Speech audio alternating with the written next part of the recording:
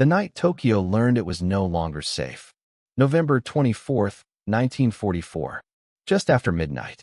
28,000 feet above the Pacific Ocean, the engines of a silver aircraft beat the darkness into submission. The Boeing B-29 Superfortress dauntless dotty slices through thin, bitter air. Its four right are 3350 engines roaring like contained thunderstorms. Inside the pressurized fuselage, the temperature is cold enough to frost breath. Oxygen masks hang loose. The smell is oil, metal, and sweat. Navigator Captain Theodore Van Kirk stares down at his charts, fingers tracing a thin pencil line that leads to a word Japanese officers swore would never appear beneath an American bomber's shadow. Tokyo. Below the aircraft, the ocean is black and endless. No land, no lights, no sign that Japan's capital, the heart of the empire, is now less than an hour away. For years, Japanese commanders had told themselves this was impossible. The home islands were protected by distance, by weather, by the limits of American aircraft. Even when Doolittle's B-25 struck Tokyo in 1942, it had been written off as a reckless stunt. Light bombers launched from carriers, a one-time humiliation never to be repeated. Heavy bombers, they believed, could never reach this far. Not with payloads, not in numbers, not and return home. They were wrong. Inside dauntless Dottie, Bombardier Lieutenant Charles Albury peers through the Norden bomb sight, the faint glow illuminating his face. His target isn't a battleship or an airfield. It's an industrial district, factories, warehouses, neighborhoods of wood and paper packed so tightly that one spark can become an ocean of fire. The intercom crackles. 30 minutes to target. The crew tightens. No one cheers. Everyone knows what this means. They've trained for months for this moment. Training accidents, engine fires, test flights that ended in the ocean. The B-29 is the most complex bomber ever built, rushed into service with engines that overheat and fail without warning. Men have died just learning to fly it. But now it has done what Japan thought impossible. It has crossed the Pacific. Far below, on the ground, Tokyo sleeps under a false sense of security. In the headquarters of the Imperial Japanese Army Air Defense Command, officers scan reports under dim lights. Radar coverage is limited, fragmented. Their early warning system was designed for attacks from China or carrier raids, not for high-altitude bombers arriving from the southeast, from an ocean direction no one expected. Then the phones begin to ring. An operator reports unidentified aircraft at extreme altitude. Another mentions engine noise carried strangely on the wind. Anti-aircraft crews are alerted, though many guns can barely reach the altitude being reported. Fighter units are scrambled, but pilots struggle to climb fast enough in the thin air. Confusion spreads. How many? A colonel demands. No one knows. Back in the sky, the first wave of B-29s begins to appear, dozens of massive silhouettes, their polished skins catching moonlight. They fly higher than most Japanese fighters can comfortably reach, higher than flak crews have trained for. Each bomber carries up to 7 tons of explosives, guided by crews who know they may never see the ocean again. For the men inside the superfortresses, the silence before contact is the worst part. Tail Gunner Sergeant Joseph Gansky scans the darkness, hands tight on the controls of his .50 caliber machine guns. His turret is pressurized, isolated, a glass bubble hanging behind the aircraft. If a fighter appears, it will come fast. If flak bursts nearby, there is nowhere to run. The first black puffs of anti-aircraft fire bloom far below, harmless, distant, badly aimed. Too low, someone mutters. The realization settles over the crew like gravity. Japan can see them, but Japan can't stop them. As the bombers cross the coastline, Tokyo finally wakes. Air raid sirens howl, their echoes bouncing off concrete and wood alike. Civilians pour into streets and shelters, clutching children, looking up at a sky that had always promised safety. Factory managers shout orders. Soldiers sprint to positions that suddenly feel ceremonial rather than defensive. Above them, the B-29 formation holds steady. Bomb bay doors open with a hydraulic whine. Cold air floods the fuselage. Bombs away in 10 seconds, Albury calls. Below, the city spreads out. Dark rivers, grid-like streets, clusters of industry glowing faintly. A city built for a different century. A city that will burn. When the first bombs fall, there is no sound inside the aircraft. Just a slight upward lurch as weight vanishes. Thousands of pounds of steel and fire drop toward the capital of the Japanese Empire. Only later will commanders fully understand what this night means. That the distance they trusted no longer exists. That the ocean is no longer a shield. That the war has arrived home, and it has come from nowhere. November 24, 1944. Tokyo burns in fragments beneath the bombers, but the full scale of the shock has not yet reached Japan's high command. In the Imperial General Headquarters, deep beneath the city, officers stand frozen over plotting tables as reports arrive in broken bursts. Bombs have fallen in multiple wards. Factories are hit. Rail yards damaged. Casualties unknown. And the bombers, those bombers, are still overhead. General Korechika Anami, Minister of War, listens in silence as aides speak over one another. The details matter less than the impossible fact anchoring them all. Heavy bombers have reached Tokyo. Not once, not as a raid, but as a sustained operation. For years, Japanese strategic planning had been built around one assumption. America could not project decisive air power directly onto the home islands. China-based bombers were a nuisance. Carrier raids were dangerous but fleeting. The Pacific itself, thousands of miles of open water, was supposed to be Japan's ultimate defense. Now that defense has evaporated. Far south, on the coral airstrips of the Mariana Islands, Saipan, Tinian, and Guam, American ground crews work under floodlights, refueling aircraft that have already done the unthinkable. Bulldozers rumble. Ammo trucks line up. Engineers check engines scorched by hours of sustained power. The Marianas were captured at staggering cost only months earlier. Japanese planners had understood their importance in abstract terms, but even then, many believed the islands would be unusable for large bomber operations. Too remote, too exposed, too difficult to supply. They underestimated American logistics. On Tinian alone, runways stretch across the island like concrete scars, capable of launching hundreds of B-29s day after day. Fuel arrives by tanker. Bombs arrive by ship in quantities that defy Japanese imagination.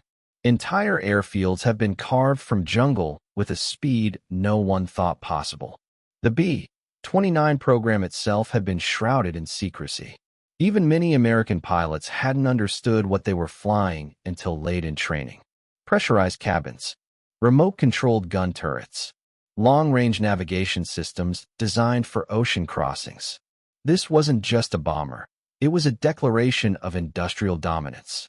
Back over Tokyo, Japanese fighter pilots claw for altitude in Mitsubishi Ki-44s and Ki-61s, engines screaming as they struggle upward. Some reach the bomber's height. A few manage firing passes. But coordination is poor, night fighting experience is limited, and fuel shortages already plague the squadrons. One pilot, Lieutenant Kenji Nakamura, lines up behind a B-29 and fires. His rounds spark harmlessly off armored skin. Defensive guns swivel, and suddenly his cockpit fills with tracer fire. He breaks away, heart hammering, aircraft shuddering from near misses. This is not what Japan trained for. The anti-aircraft batteries fare no better. Most shells detonate too low. Others burst too high. The B-29s cruise through the barrage with mechanical indifference, their altitude and speed turning defensive fire into theater. On the ground, fires spread faster than crews can contain them. Tokyo's construction, wooden homes packed shoulder to shoulder, turns bombing into something far worse than simple destruction. Sparks leap rooftops. Flames race down narrow streets. Smoke thickens, choking shelters and blinding responders. Yet even as the city suffers, the deeper wound is psychological. The emperor's realm has been pierced. By morning, the bombers are gone, turning southeast, engines droning steadily toward the ocean. Some aircraft limp home with damaged engines. Others never return, vanishing into the Pacific with their crews. Losses are accepted, calculated, absorbed. What cannot be absorbed is what Japanese commanders now see with clarity. These bombers did not come from carriers. They did not come from China. They came from bases that cannot be reached by Japan's Navy or Air Force. And they can come again. At dawn, reconnaissance confirms the nightmare. The flight paths point unmistakably toward the Marianas. Japanese intelligence officers pore over maps, recalculating ranges they once dismissed. The circles now overlap Tokyo, Osaka, Nagoya. The home islands sit naked inside them. Admiral Soma Toyota of the combined fleet studies the data with a sinking realization. Even if Japan still had fuel, even if pilot training hadn't collapsed, even if aircraft production could somehow recover, it wouldn't matter. You cannot intercept what you cannot reach consistently. You cannot defeat what you cannot replace faster. The Americans have solved the problem of distance. And with that solution comes a terrifying implication. Strategic bombing will no longer be occasional. It will be relentless, day after day, night after night, until there is nothing left to defend. For the first time since the war began, Japanese leadership understands that the decisive battlefield is no longer somewhere across the sea. It is overhead, and the sky belongs to someone else now. January 27, 1945. Above Honshu, the winter air is thin, violent, and unpredictable. Another wave of B-29 Superfortresses approaches Japan, not in neat daylight formations this time, but scattered across the night sky. The strategy is changing, and Japanese commanders do not yet understand how devastating that change will be. For weeks, American planners under General Curtis LeMay have studied the results of the high-altitude precision raids. Bombs dropped from 30,000 feet are accurate on paper, but winds over Japan, the jet stream, scatter them wildly. Clouds hide targets. Factories are missed. Damage is real, but not decisive. LeMay's conclusion is ruthless. If altitude and precision cannot break Japan, then fire will. The B-29s begin flying lower, much lower. Instead of explosive bombs, their bays are packed with M69 incendiaries, small, gasoline-filled canisters designed to ignite on impact and spread flame in every direction. The aircraft shed defensive guns to save weight, trusting speed and night darkness for protection. To Japanese radar operators, the change is baffling. Aircraft appear suddenly and at unexpected heights. Fighters scramble too late or climb past the bombers entirely. Anti-aircraft fire becomes even less effective. On the ground, Tokyo is unprepared for what is coming. March 9, 1945, 12:08 a.m. The first Pathfinder aircraft arrives over the city, dropping flares that drift downward like falling stars. They mark an X across a dense working-class district east of the Imperial Palace, an area packed with homes, workshops, and small factories. Then the main force arrives. 300 B-29s roar in at altitudes as low as 5,000 feet. The sound is no longer distant thunder. It is a continuous mechanical scream. Bomb bay doors open, and thousands of incendiaries fall in overlapping patterns. Fire erupts instantly. Rooftops ignite. Paper walls vanish in seconds. Wind, strong and unrelenting, pushes flames together, merging hundreds of small fires into one massive inferno. Streets become corridors of heat. Oxygen is sucked from shelters. Asphalt softens. Canals boil. From above, American crews watch the city transform into a living furnace. Tail gunners see columns of flame twisting upward higher than their aircraft. Navigators struggle as landmarks vanish beneath smoke. The heat is so intense that turbulence throws bombers off course. Below, Japanese civil defense collapses. Fire breaks fail. Water pressure disappears. Fire crews are overwhelmed or trapped. Families flee toward rivers, only to find bridges impassable and embankments burning. Many never escape. By dawn, 16 square miles of Tokyo are gone. Over 80,000 people are dead. It is the single most destructive air raid in human history. Inside Imperial General Headquarters, silence follows the casualty reports. There is no rhetoric now. No speeches about spirit or endurance. Maps show entire districts erased. Industrial output plummets. Housing for workers is simply gone. And worse, this was not a one-time catastrophe. Within days, the same pattern repeats over Nagoya, Osaka, Kobe. Each raid strips away another layer of Japan's ability to function. Aircraft factories burn.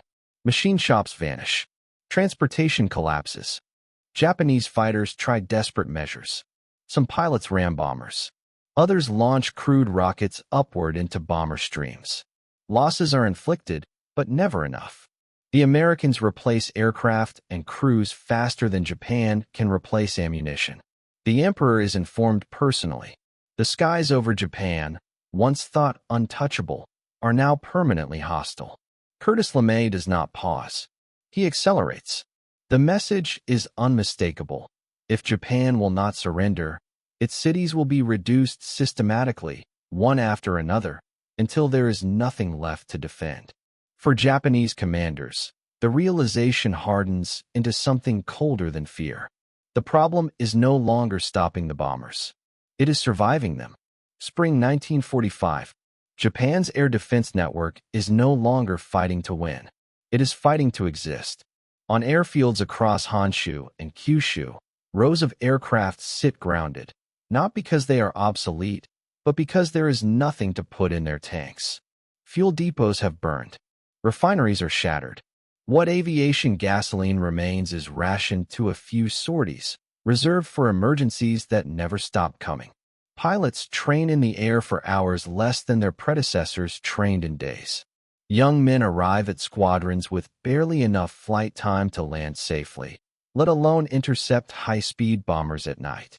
Veterans are gone, killed, burned, or slowly ground down over months of futile defense. Japanese engineers do what they can. New interceptors are rushed into service. The Nakajima Ki 84 climbs well and hits hard, but arrives too late and in too few numbers. The Mitsubishi J2M Raiden was built specifically to kill bombers, yet shortages cripple production. None of it solves the real problem. Altitude is no longer the issue. Speed is no longer enough. The Americans simply return. Every raid exposes another weakness. Radar stations are bombed. Communications fail. Units scramble blindly, often missing the bombers entirely. When fighters do make contact, the B-29's defensive fire, still formidable even after reductions, takes its toll. And the bombers keep coming from places Japan cannot reach. The Marianas remain untouchable. Attempts to strike them fail before they begin. Submarines are hunted down. Surface raids are suicidal. Air attacks lack range. The Japanese Navy understands this with brutal clarity. Admiral Jisaburo Ozawa studies fleet readiness reports that read like obituaries. Carrier decks are empty. Trained pilots are gone. Even if a strike were possible, it would change nothing. The industrial machine feeding the bombers is beyond Japan's ability to disrupt. Inside the Army's planning rooms, desperation takes on darker forms. Kamikaze tactics, first used against naval targets, are discussed as a potential answer to the bomber threat. But even suicide cannot reach aircraft that fly from bases thousands of miles away and operate in overwhelming numbers. Civilian morale fractures. Cities empty at night as people flee to the countryside, only to find bombing follows rail lines, ports, and factories wherever they go. Food shortages worsen as transportation collapses. Disease spreads in burned-out districts. And still, every evening, the engines return. American aircrews feel the change as well. Resistance weakens. Fewer interceptors appear. Flak grows sporadic. Missions that once seemed suicidal now feel grimly routine. The danger remains, but the imbalance is obvious. On July 10, 1945, B-29s strike Tokyo again in daylight. This time, they meet almost no opposition. Observers aboard note something chilling. Japan is no longer defending the sky. It is enduring it. At Imperial headquarters, discussions turn toward words that had once been unthinkable. Not victory, not even stalemate. Survival. The military can no longer protect the population. Industry cannot recover faster than it is destroyed. The war economy is hollowed out from above, one bombing run at a time. Then comes news of something different, something that doesn't fit any existing defense plan. A single bomb, one aircraft, an entire city erased. On August 6, 1945, Hiroshima vanishes in a blinding flash. 3 days later, Nagasaki follows. For Japanese commanders who had already been shocked by the arrival of the B-29s months earlier, this is the final confirmation of what they have slowly, painfully realized since that first night over Tokyo. The sky is no longer a battlefield. It is a sentence, and there is no appeal. Section 5. When the sky closed forever. August 14, 1945. Tokyo. The city is a scarred landscape of ash and broken concrete, its once familiar streets reduced to memory and smoke-stained maps. In a guarded chamber near the Imperial Palace, Japan's senior leaders gather for what may be the last meeting of the war. Outside, the air is heavy and silent. No sirens, no engines. The absence itself feels unnatural. For months, B-29s had arrived with mechanical certainty, sometimes hundreds at a time, crossing the same invisible corridors in the sky, untouched, unstoppable. The rhythm of bombing had become the metronome of national life. Now, for the first time, it has stopped. Inside the chamber, the emperor's voice is calm but resolute as he addresses the assembled ministers and generals. He speaks not of shame, but of reality, of endurance exhausted, of a nation brought to the brink not by invasion, but by air power that erased distance, defenses, and hope. Those present already understand. The B-29s did not merely destroy cities. They destroyed assumptions. They proved that oceans could be crossed at will, that altitude could not guarantee safety, that industrial capacity, not courage or tradition, now decided wars.